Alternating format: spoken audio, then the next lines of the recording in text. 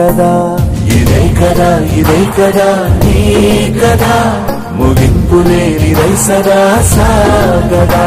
నిస్వార్థమెంత గొప్పదో ఈ పదము రుజువు కట్టదా సిరాలు లక్ష వంపదా చిరాక్షరాలు రాయదా నిసీధి ఎంత చిన్నదో నీ కంటి చూపు చెప్పదా నీలోని వెలుగు పంచగా విశాల నింగి చాలదా